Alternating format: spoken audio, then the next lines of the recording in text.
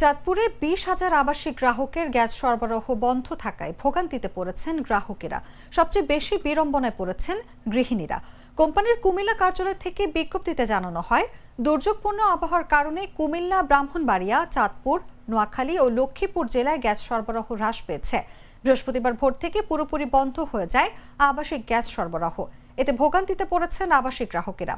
এ বিষয়ে Bakhrabad gas distribution company Chandpur আঞ্চলিক কার্যালয়ের ব্যবস্থাপক প্রকৌশলী মীর ফজলে রাব্বি জানান, চাঁদপুর এলাকায় গ্যাসের একমাত্র সোর্স সাগরের এলএনজি। সাগর উত্তাল কিংবা প্রাকৃতিক বৈরী ভাব দেখা দিলে টার্মিনাল ও জাহাজের নিরাপত্তার স্বার্থে জাহাজ থেকে এলএনজি টার্মিনালে গ্যাস সরবরাহ বন্ধ করে দেওয়া হয়। এজন্য চাঁদপুর জেলার একটি বিদ্যুৎ উৎপাদন কেন্দ্র, 5টি সিএনজি স্টেশন সহ 20,000 গ্রাহকের গ্যাস সরবরাহ বন্ধ রয়েছে।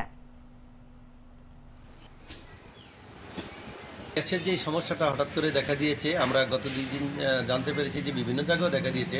তো আসলে যে জটিলতাই থাকুক না কেন, এই জটিলতার জন্য বর্তমান সরকার অচিরেই নিরসন করে। আর চাঁদপুরে আজকে হঠাৎ করে আমরা গ্যাস পাচ্ছি না, মানে আবাসিক এরিয়াগুলিতে একদমই গ্যাস নাই। আমরা বাসা বাড়িতে রান্না করতে পারতেছি না। পাশাপাশি হোটেলগুলিতে যে আসবো, হোটেলগুলিতে কোনো গ্যাস নাই এবং নগরবাসী গ্যাসের কারণে, এই গ্যাসের স্বল্পতার কারণে খুব জর্জরিত।